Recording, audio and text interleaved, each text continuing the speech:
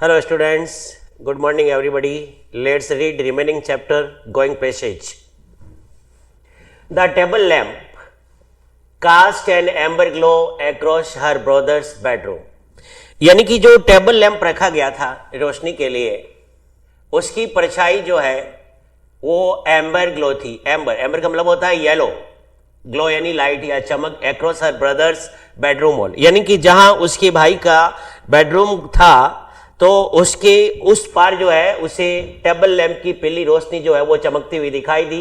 And across the large poster of the United first team squad, और United की जो team थी football team, तो उसकी टीम का जो स्कोर था उसकी एक फोटो लगी हुई थी जिसमें सारे टीम मेंबर्स जो थे उनका एक पोस्टर लगा हुआ था, तो उसके पार भी उसे वो रोशनी दिखाई दी।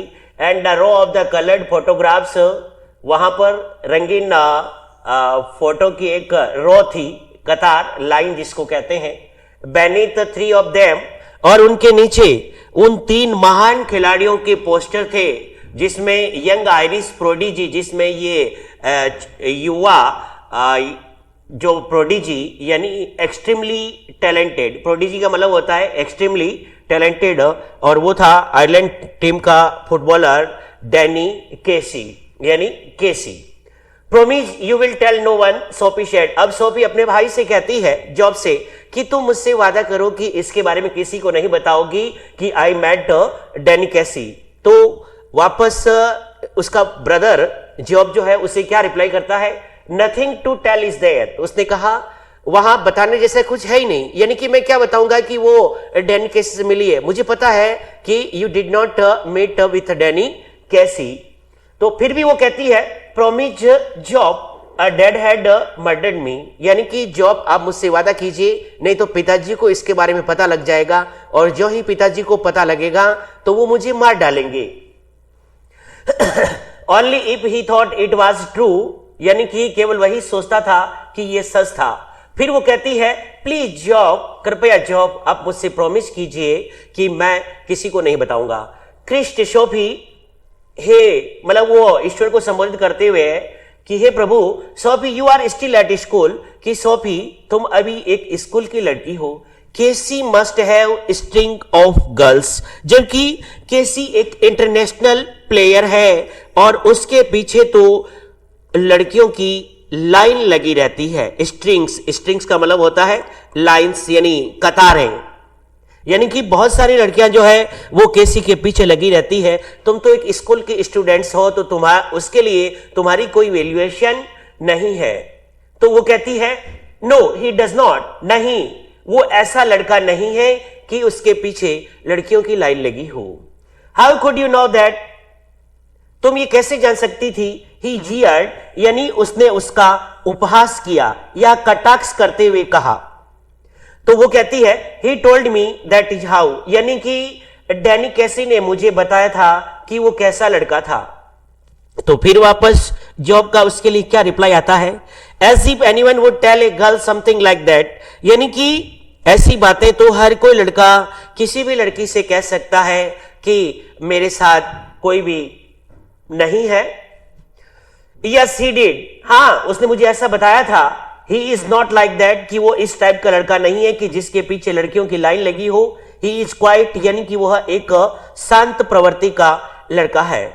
तो वापस जॉब का रिप्लाई आता है not as quite as all that, यानी कि इतना शांत या मतलब सीधा भी नहीं जैसा कि उसने तुम्हें बताया था।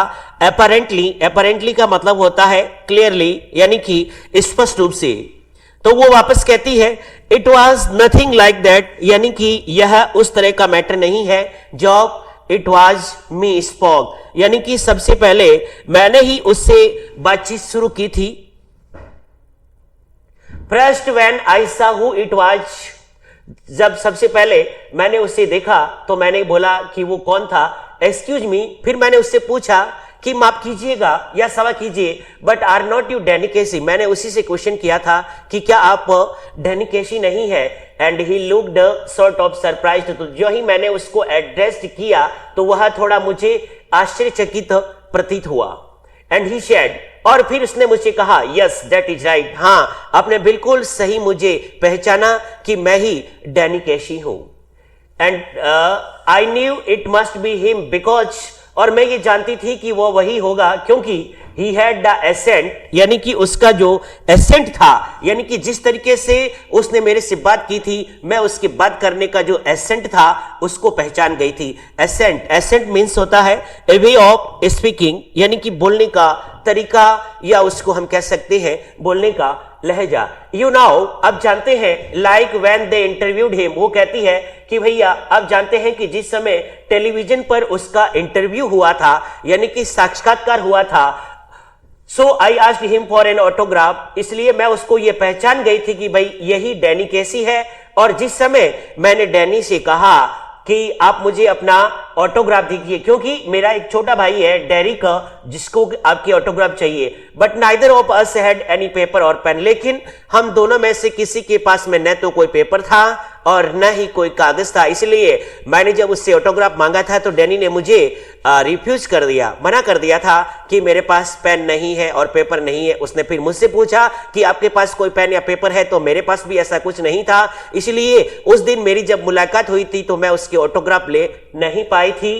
सो then we just talked a bit, इसलिए हमने थोड़ी इधर उधर की बातें की about the clothes in Royce window, यानी कि रॉयस विंडो में उन कपड़ों के बारे में कि भाई यहां किस टाइप्स के जो है वो क्लॉथ्स जो है वो प्राप्त किए जा सकते हैं। आफ्टर ऑल, सॉरी, ही सीम्ड लॉनली, मुझे वहां पर वह अकेला प्रतीत हुआ, तो मुझे लगा कि इसके साथ कोई नहीं है। After all it is a long way from the west of Ireland, और यहां से पश्चिमी आयरलैंड का रास्ता जो था वो लंबा था। And he then just as he was going, और उस प्रकार वो वहां से जा रहा था। ही शेड, और उसने जाते हुए मुझसे प्रॉमिस किया था, if I would care to meet him, कि यदि आप मुझसे मिलना चाहती है, next week he would give me an autograph then, कि अगले सप्ताह आप चाहे तो मुझसे फिर मुलाकात कर सकती है। और उसने मुझसे प्रॉमिस किया था कि जब हमारी नेक्स्ट मीटिंग होगी उस मीटिंग के दौरान मैं आपको ऑटोग्राफ दे दूंगा। Of course I said I would, और निसंदेह मैंने उससे कहा कि सर बिल्कुल मैं आपसे मिल पाऊंगी।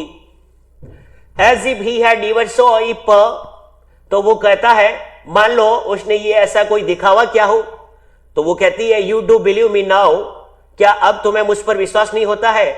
डोंट यू, वो फिर कहती है जॉब से कि क्या तुम्हें मेरी बात पर विश्वास नहीं होता है? ही ड्रैग्ड हिज जैकेट, तो जॉब ने अपना जैकेट खींचा, which was shiny and shapeless, जो कि बहुत ही चमकीला और शेपलेस था, यानी कि आकारहीन, from the back of the chair, जो कि कुर्सी के पीछे लटका हुआ था, and pushed his arms into it, और उसने अपनी बाहें जो है उस जैकेट की बाहों में डाल दी। She wished he paid more attention to his appearance, उसने इच्छा की कि काश वह अपने शरीर की ओर अत्यधिक ध्यान देता। Wished he care more about clothes, और उसने ये भी अपेक्षा की कि वह अपने कपड़ों के बारे में ज्यादा परवाह करता। He was tell with a strong dark face, यानी कि डैनी कैसी एक लंबे कद का आदमी है और उसका चेहरा थोड़ा डार्क है। हैंडसम, सुंदर, सी थॉट, उसने सोचा। तो फिर वो कहता है it is the unlikeliest thing I ever heard, यानी कि जो मैंने सुना है तुमसे उसके बारे में वो अनलाइकलीस्ट है। यानी अनलाइकलीस्ट का मतलब होता है लिस्ट पॉसिबिलिटी, यानी कि कम से कम संभव होना, यानी कि जिसका कोई महत्व नहीं होता है, यानी नॉट नेसेसरी, जो कि आवश्यक नहीं होता है। ही सेड, उसने कहा, on Saturday they made their weekly pilgrimage to the watch United, यानी कि शनिवार को उन्होंने फिर साप्ताहिक यूनाइटेड स्टेट्स की एक धार्मिक यात्रा वो अक्सर किया करते थे हर वीकेंड। पिलग्रिमेज यानी कि रिलीजियस जर्नी, धार्मिक यात्रा। Sophie and her father and little Derek went down near the goal, Sophie, उसके पिता और उसका छोटा भाई डेरेक जो है, जहां पर गोल पोस्ट बनी हुई थी, यानी कि ये आयरलैंड और यूएस का जो मैच चल रहा था यूनाइटेड का, वो जो मैच उसको देखने के लिए ये सारे लोग गए थे। तो सोफी और उसके पिता और लिटिल डेरेक जो है, जहां गोल पोस्ट थी, जहां पर प्लेयर्स गोल करते थे, उसके नजदीक जाकर बैठ गए थे। Job has always went with his mates higher up, लेकिन जॉब की आदत थी वो हमेशा अपने फ्रेंड्स के साथ जो ऊंचाई वाला क्षेत्र था जहां पर दर्शक दीर्घाएं थी वहां जाकर के बैठ गया था। यूनाइटेड वन 2-0, अब इसमें यूनाइटेड वन जो है उस मैच को उन्होंने 2-0 से यानी कि 2-0 से जीत लिया था। एंड कैसी draw in the second goal, और जो सेकंड गोल किया गया था वो डैनी कैसी के द्वारा किया गया था। ए ब्लेंड का मतलब होता है मिक्सचर यानी मिश्रण, यानी कि कैसी के अंदर मिश्रण था, मिक्सचर जिसको कहते हैं ब्लेंड ऑफ इनोसेंस यानी कि मासूमियत या भोलापन, एंड आयरिश जीनियस और आयरिश प्रतिभा का। Going round the two big defenders, यानी कि वह दो जो गोल रक्षक थे उनसे अपना बचाव करते हुए उनके गोल घूमते हुए गया था। On the edge of the penalty area, जहां पर पेनल्टी एरिया था उसके किनारे पर बॉल को लेके गया। With her father screaming for him to pass, और उसके पिता चीख रहे थे, किसके? सोफी के पिता की, भाई इसको पास दो ताकि ये बॉल को जो है वो गोल के अंदर चेंज करेगा, बदलेगा। And beating the hesitant goalkeeper from a dozen yards, और वहां पर जो गोलकीपर था जो कि बॉल को गोल में बदलने के लिए रोकता था, तो वह हेसिटेंट यानी हिचकिचाते हुए गोलकीपर से बॉल को बीट किया फ्रॉम ए डजन यार्ड्स, एक दर्जन गज दूर से। सोफी ग्लाउड, सोफी चहक उठी यानी बहुत ही प्रफुल्लित हुई।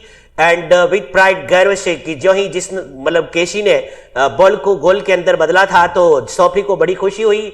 एंड आफ्टरवर्ड जॉब वाज एक्सेटेटिक, उसके बाद में जॉब भी उल्लासित हुआ। I wish he was an Englishman, someone said on the bus. अब जब मैच खत्म हो गया था और वो लोग बस के द्वारा वापस घर जा रहे थे तो बस में किसी व्यक्ति ने बात की कि भाई काश वो कोई अंग्रेज होता। Ireland will win the world cup, little Derek told his mother. अब जब वो लोग घर गए तो छोटे डेरेक ने अपनी मां से कहा कि मां, Ireland will win the world cup, यानी कि ये फुटबॉल का जो वर्ल्ड कप चल रहा है जिसमें हमारी देश की टीम जो है वो जीतेगी।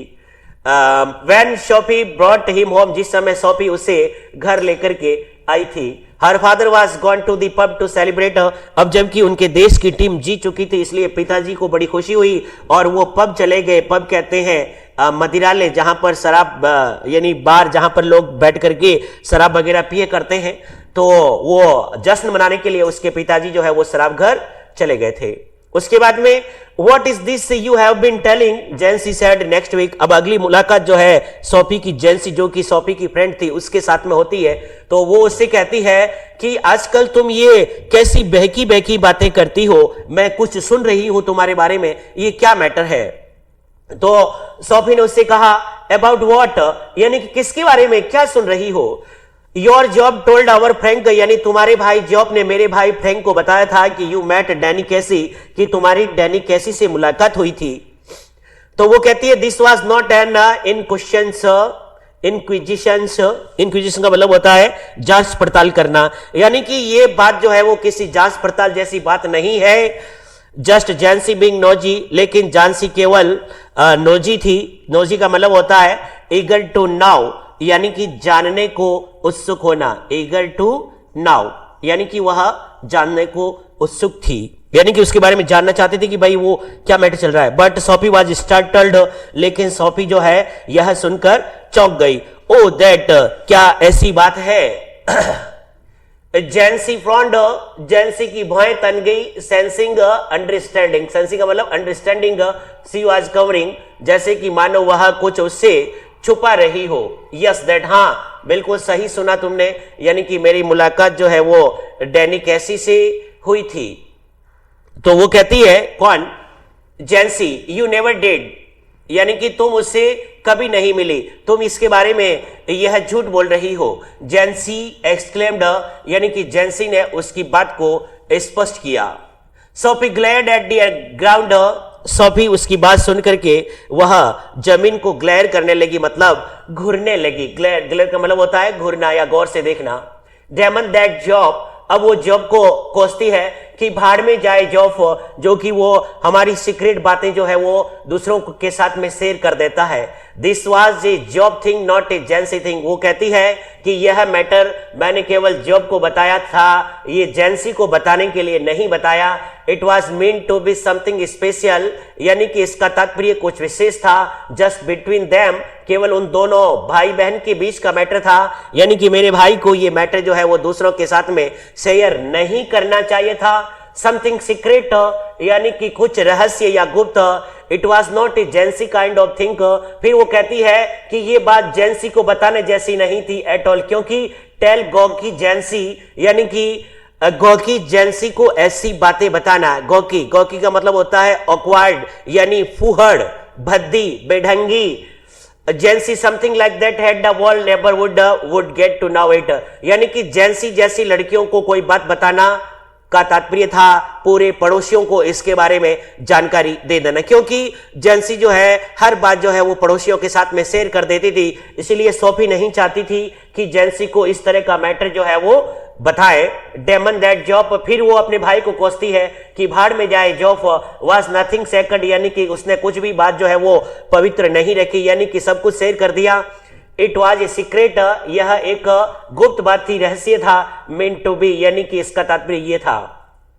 तो वो कहती है I will keep a secret shop you know that. अब वो जेंसी कहती है, यानी कि वो प्यार से अपनी फ्रेंड सोफी को शॉप कह करके पुकारती थी। तो वो कहती है कि तुम तो जानती हो मैं तुम्हारी बातें हमेशा सीक्रेट रखती हूं, और ये बात भी मैं सीक्रेट रखूंगी। किसी भी तरह की बात जो है वो दूसरों को नहीं बताऊंगी। I was not going to tell anyone, वो कह रही थी कि मैं किसी को नहीं बताने जा रही।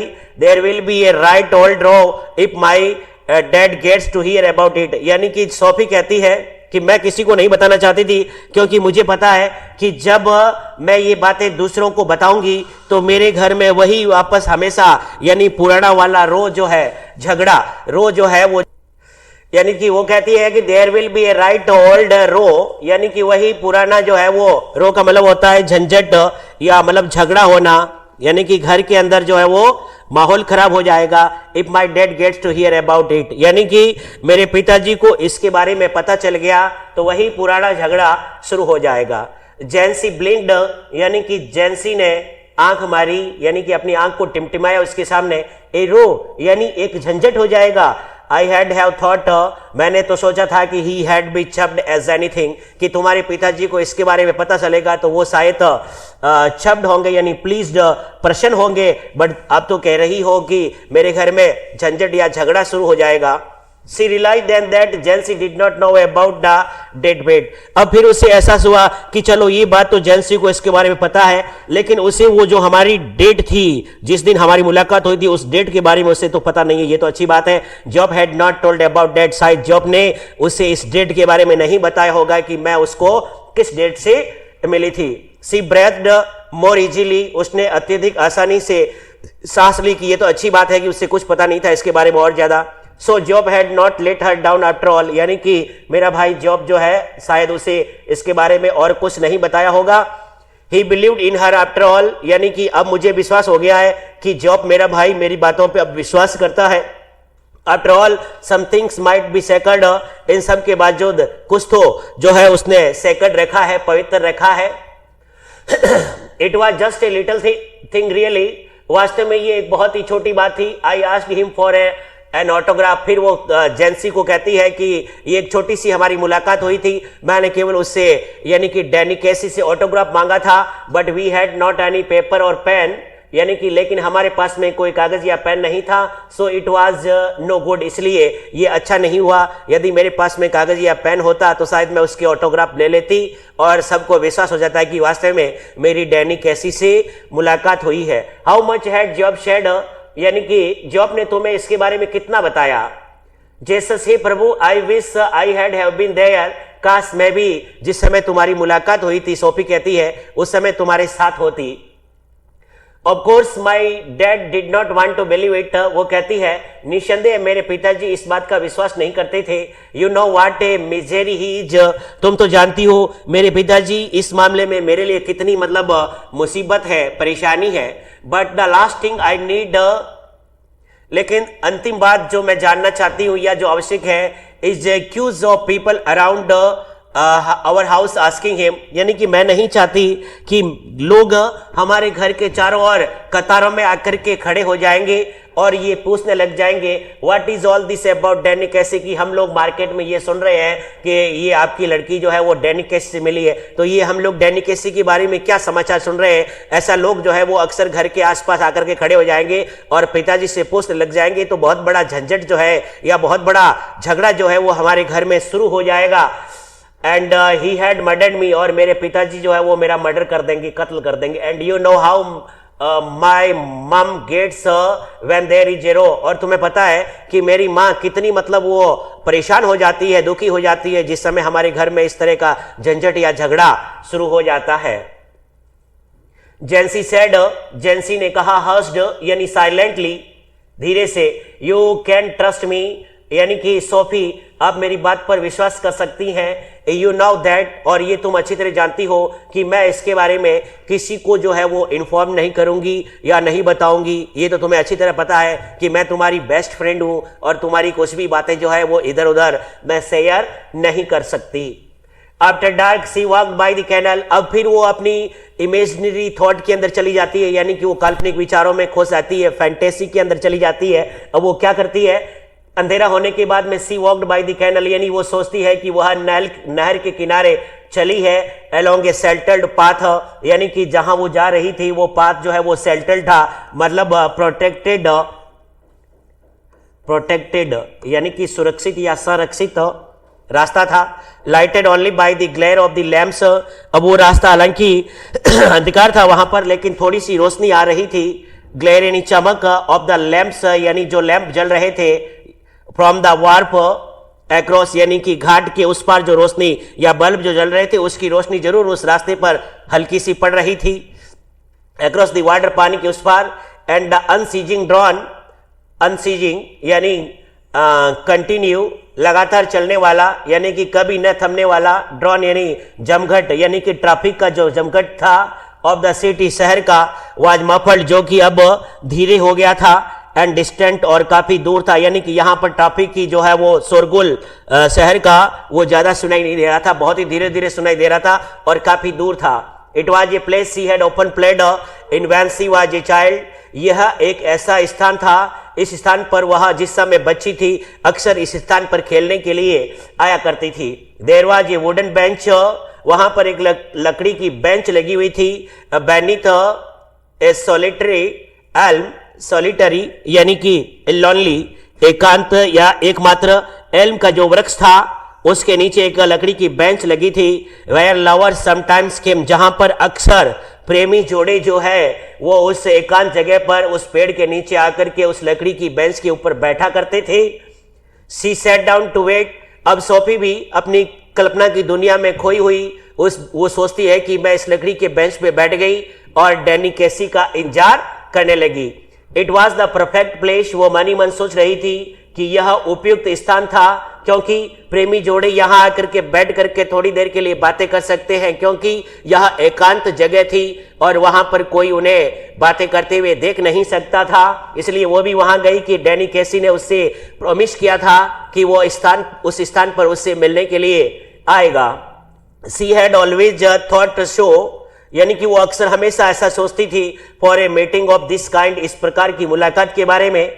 For those who wished not to be observed, यहाँ ऐसे ही प्रेमी जोड़े आते थे जो ये अपेक्षा करते थे कि कोई उनको ऑब्जर्व नहीं करे, उनको देखे नहीं यहाँ बैठे हुए। सी न्यू ही वुड अप्रूव, वो जानती थी कि वह इस स्थान को अप्रूव करेगा, मतलब स्वीकृत करेगा, या उसे ये स्थान जो है अच्छा लगेगा, एकांत का स्थान, उसके साथ में मुलाकात का। फॉर सम वाइल वेटिंग, थोड़ी देर तक वहां इंतजार करते हुए। से इमेजिन्ड हिज कमिंग, फिर उसने अपनी कल्पना में ये सोचा कि शायद डैनी आ रहा है। सी वॉच्ड अलोंग द कैनाल, यानी कि उसने नहर के किनारे ऐसी कोई परछाई सी उसे महसूस हुई, जैसे कि मानो डैनी कैसी आ रहा है। Seeing him come out of the shadow, उसने सोचा कि जहां वो परछाइयां बन रही है या थोड़ा सा जो धुंधलापन है वहां से उसे कोई परछाई बाहर आती हुई दिखाई दे रही है। इमेजिनिंग हर ओवन कॉन्सिक्वेंट एक्साइटमेंट, यानी कि अपनी स्वयं की परिणाम स्वरूप उत्तेजना का एक्साइटमेंट उत्तेजना का अनुभव करते हुए उसके मन ही मन में उत्तेजना हुई। वो बहुत ही जिज्ञासु थी कि भाई डैनी आएगा। Not until some time had elapsed, जब तक कि कुछ समय बीत नहीं गया हो। इलेप्स का मतलब होता है बीतना। Did she begin balancing against this idea of his not coming, फिर वह उसके नहीं आने का जो विचार है उसको संतुलित करने लगी कि अब डैनी कैसी नहीं आएगा।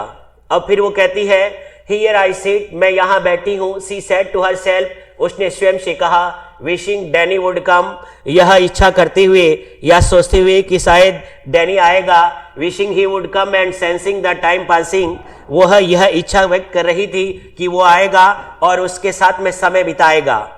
आई feel the pangs of doubt, अब उसे संदेह के जो पेंग्स का मतलब होता है सरोज, यानी कष्ट या पीड़ाएं महसूस हुई। स्टायरिंग इनसाइड मी, अब वह अंदर से इन पीड़ाओं से, संदेह की पीड़ाओं से हिल गई। आई वाच्ड फॉर हिम, मैंने उसे देखा। But still there is no sign of him, लेकिन अभी भी वहां पर उसके आने के कोई संकेत उसे दिखाई नहीं दिए। आई रिमेंबर, अब उसे याद आया। जॉब सेड, जैसा कि जॉब उससे कहा करता था, ही वुड नेवर कम, कि वो कभी नहीं आएगा। And how none of them believed me when I told them, और जब मैं उनको कह दूंगी कि आज मेरी फिर डैनी से मुलाकात हुई, तो फिर वो लोग कैसे मेरी इस बातों का विश्वास करेंगे कि भाई वो आया है। I wonder what will I do, अब मैं सोचने लगी कि मैं क्या करूंगी। What can I tell them now if he does not come, अब मैं उनको क्या बताऊंगी घर जाकर के कि डैनी कैसी आया ही नहीं। But we know how it was, लेकिन हम दोनों जानते हैं कि भाई हमारे बीच का मैटर क्या था। डैनी एंड मी, डैनी और मेरे बीच में, that is the main thing, यही मुख्य बात थी। How can you help what people choose to believe, यानी कि जो लोग मन में सोचते हैं या उनकी जो मतलब बातचीत होती है उन बातों पर आप कैसे विश्वास करते हैं। अब हर लोगों का सोचने का अलग नजरिया होता है, कोई कुछ सोचता है, कोई कुछ सोचता है। तो अब वो क्या सोचेंगे कि भाई ये डैनी कैसे मिली हुई है, मतलब मिली या नहीं मिली, इसके बारे में अब आप जो है वो किस तरीके से जो है वो मदद कर सकते हैं।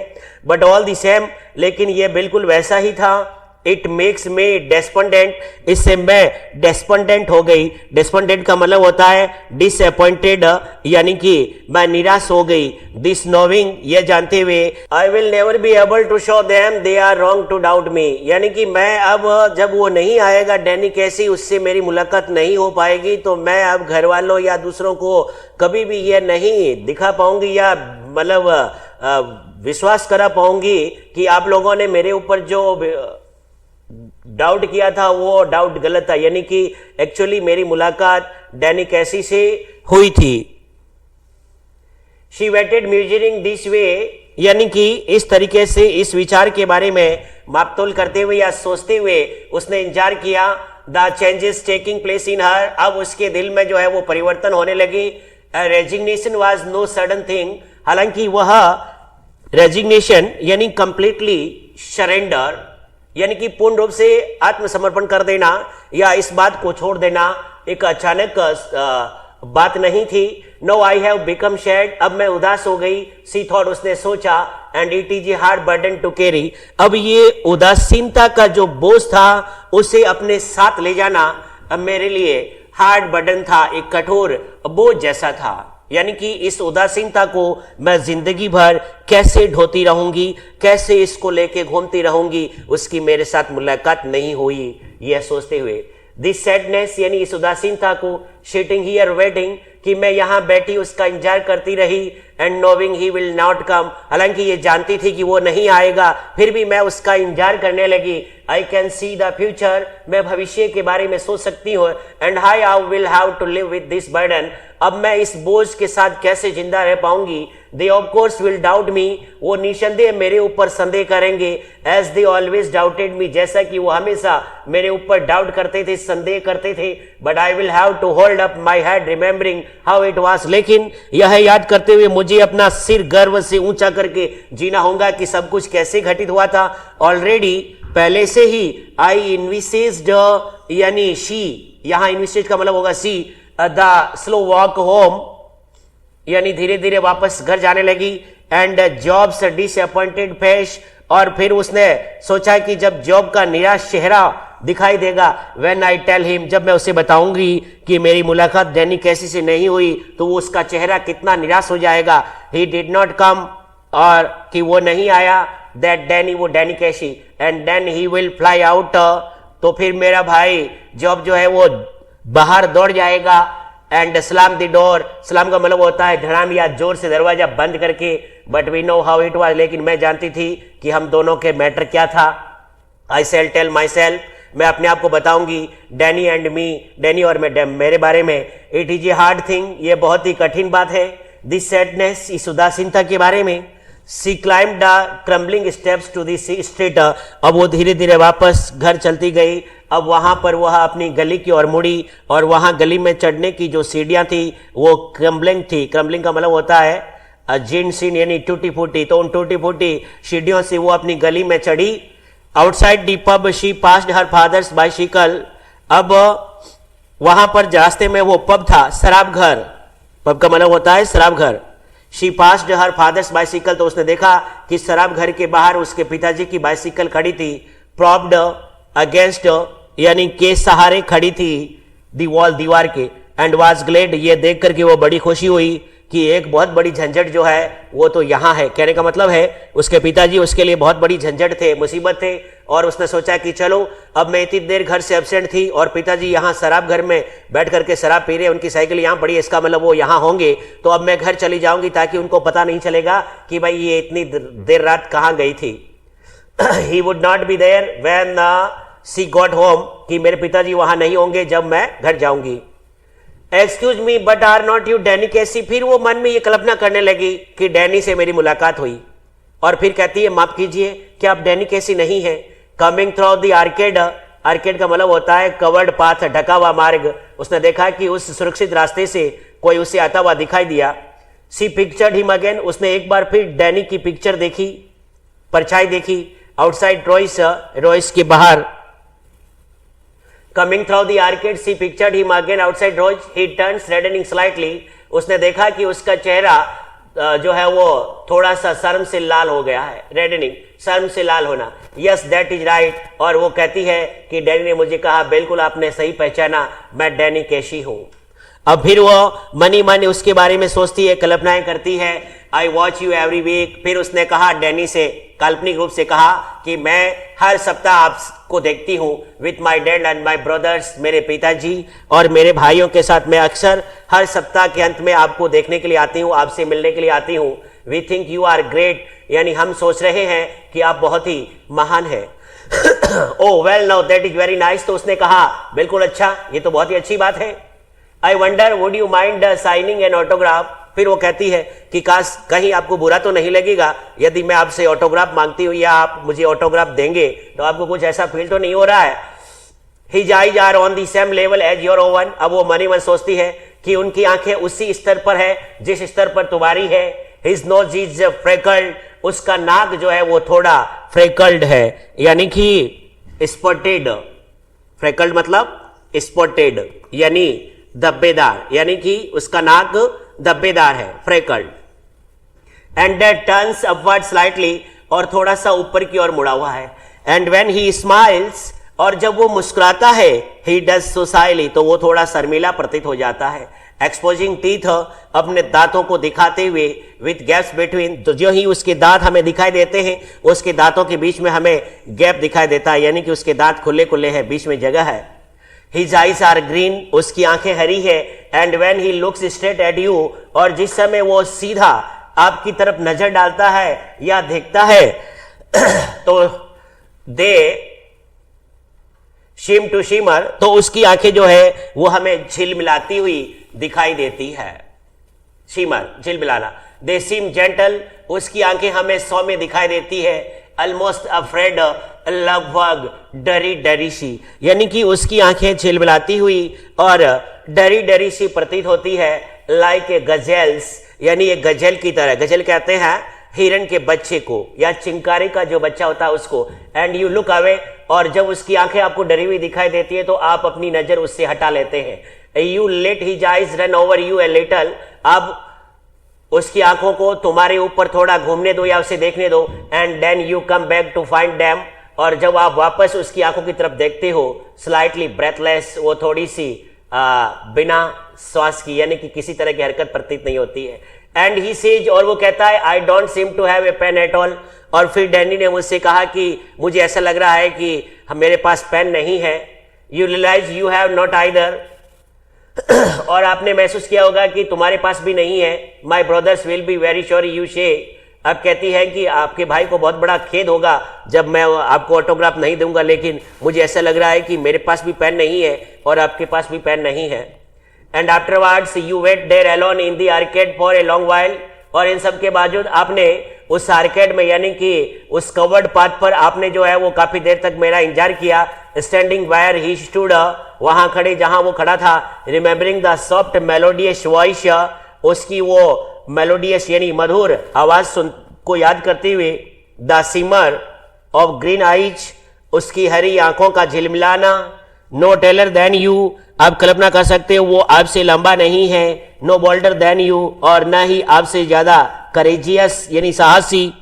द प्रोडिजी, यानी वो प्रतिभा संपन्न या प्रतिभाशाली Irish player. The innocent genius, वो मासूम जीनियस यानी कि ब्रिलियंट। द ग्रेट डैनिकेशी, वो महान डैनिकेशी के बारे में। And she saw it all again, और उसने ये सब कुछ वापस एक बार फिर देखा लास्ट सैटरडे, पिछले शनिवार को। शाहिम ghost past the lumbering defenders, उसने देखा जिस समय ये मैच चल रहा था, और उसने घोस्ट पास्ट यानी भूत की तरह आगे बढ़ते हुए, लंबरिंग मूविंग स्लोली या ऑकवर्डली यानी बेढंगे से धीरे धीरे चलते हुए, डिफेंडर्स यानी गोल रक्षकों के पास में गया वो, या उनके चारों तरफ मंडराया भूत की तरह धीरे धीरे चलते हुए। Heard the 50,000 catch their breath, तो जो ही उसने गोल में बदलने की कोशिश की, लगभग 50,000 दर्शक वहां बैठे हुए थे, उन सब ने अपनी सांसें रोक ली। एज ही होवर्ड, जो ही वो मंडराया, मोमेंटरीली यानी क्षणिक पल भर के लिए, ओवर दी बॉल, बॉल पर यानी बॉल पर जब वो मंडराया गोल करने के लिए।